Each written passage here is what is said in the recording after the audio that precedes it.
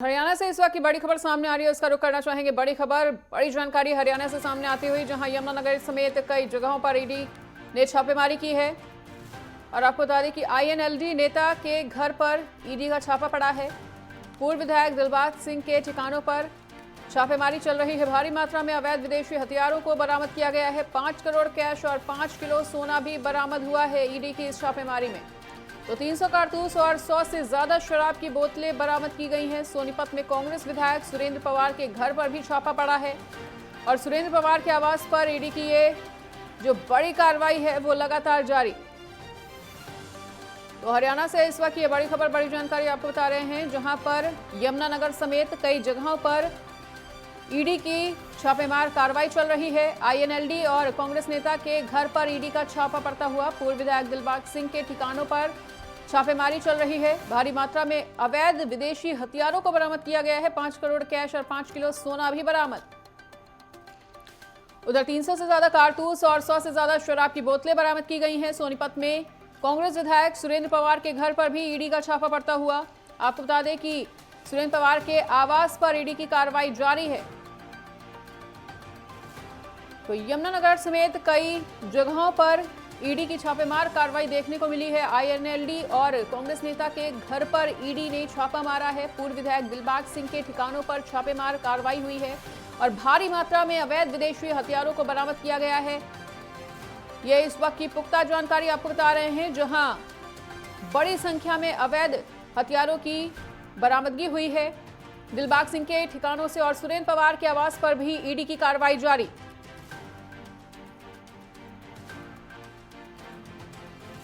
और इसी बड़ी खबर पर अधिक जानकारी के लिए हमारे साथ हमारी सहयोगी ईशा ठाकुर जुड़ चुकी हैं। तो ईशा, सुरेंद्र पवार और दिलबाग सिंह के ठिकानों पर लगातार ईडी छापेमार कार्रवाई कर रही है और अवैध हथियार भी बरामद किए गए हैं, क्या कुछ ताजा अपडेट?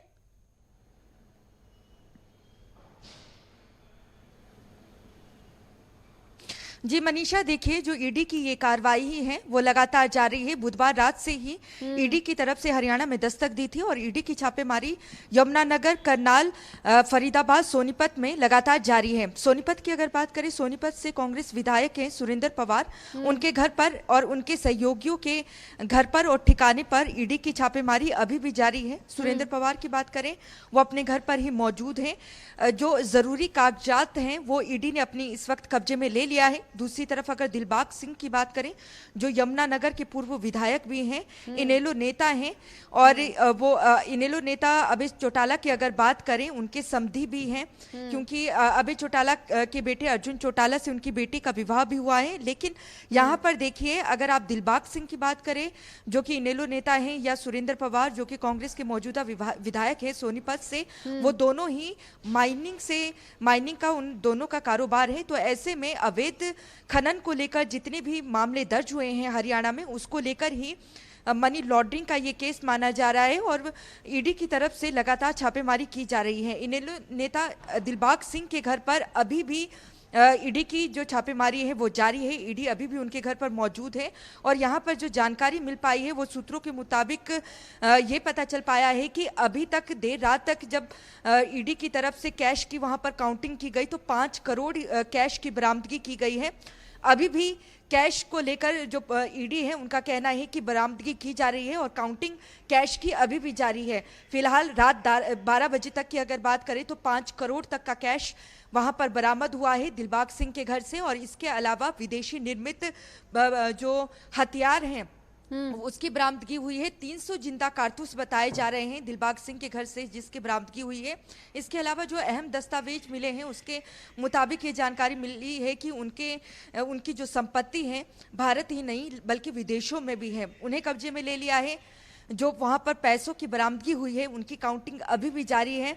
और ऐसे में कहा जा सकता है कि जो ईडी है वो ये काउंटिंग कितनी रहती है, संख्या कितनी बढ़ती है, जो रुपए वहां पर बरामद हो रहे हैं, ये भी देखना होगा। लेकिन फिलहाल ईडी की कार्रवाई बुधवार देर रात से जारी है और अभी भी जो सूचना मिल रही है उसके मुताबिक दिलबाग सिंह के घर पर ईडी की कार्रवाई जारी है। लेकिन ईशा ये भी जानना चाहेंगे, बिल्कुल हरियाणा के जो ईशा ये भी जानना चाहेंगे कि जिस तरह से भारी मात्रा में अवैध विदेशी हथियार बरामद किए गए हैं, भारी मात्रा में कैश बरामद किया गया है, तो गिरफ्तारी की तलवार भी लटक रही है।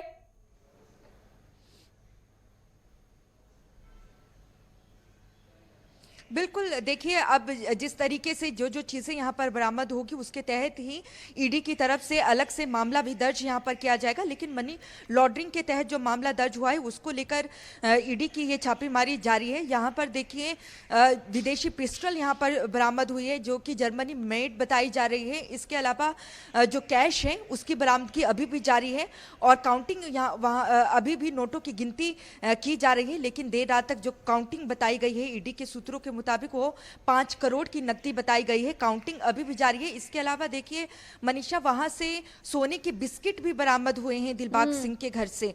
तो आप समझ सकते हैं कि जो ईडी है उनकी छापेमारी लगातार जारी है और कई चीजें वहां से बरामद हो रही है। विदेशी हथियार, यहाँ पर सोने के जो बिस्किट है वो बरामद हुए हैं, संपत्तियों से जुड़े दस्तावेज यहाँ पर खंगाले जा रहे हैं और ये भी पता चल पाया है कि उनकी जो संपत्तियां हैं वो भारत ही नहीं बल्कि विदेशों में भी है। और यहाँ पर देखिए सुरेंद्र पवार ही नहीं, सुरेंद्र पवार हालांकि मौजूदा विधायक है सोनीपत से कांग्रेस के, और दिलबाग सिंह की बात करें वो पूर्व विधायक हैं यमुनानगर से लेकिन इनेलो में हैं। लेकिन मनोज वधवा की अगर बात करें जो कि करनाल से हैं, हालांकि 2014 में इनेलो की टिकट में उन्होंने मुख्यमंत्री हरियाणा मनोहर लाल खट्टर के खिलाफ चुनाव लड़ा था, हार गए थे। लेकिन इनेलो छोड़कर उसके बाद वो 2019 की अगर बात करें विधानसभा चुनाव की निर्दलीय जरूर लड़े थे लेकिन जीत नहीं पाए। उसके बाद उन्होंने दामन थाम लिया था भारतीय जनता पार्टी का और ऐसे में उनके घर पर करनाल में भी इस वक्त ईडी की छापेमारी चल रही है। ये जो तीनों शख्स हैं और इनके जो करीबी हैं उनके भी घरों पर, ठिकानों पर छापेमारी चल रही है और तीनों ही शख्स खनन, माइनिंग जो होती है उसके कारोबार से जुड़े हुए हैं। इसके अलावा इनके संपर्क में जो माइनिंग से जुड़े कारोबारी हैं उनसे भी लगातार जो ईडी है पूछताछ कर रही है। तो माना जा रहा है कि और भी पुख्ता सबूत ईडी के हाथ लग सकते हैं क्योंकि कार्रवाई ईडी की लगातार जारी है। जी बिल्कुल, इस पूरे मामले में अभी क्या कोई और भी नेता घिसटता हुआ नजर आ सकता है ईशा?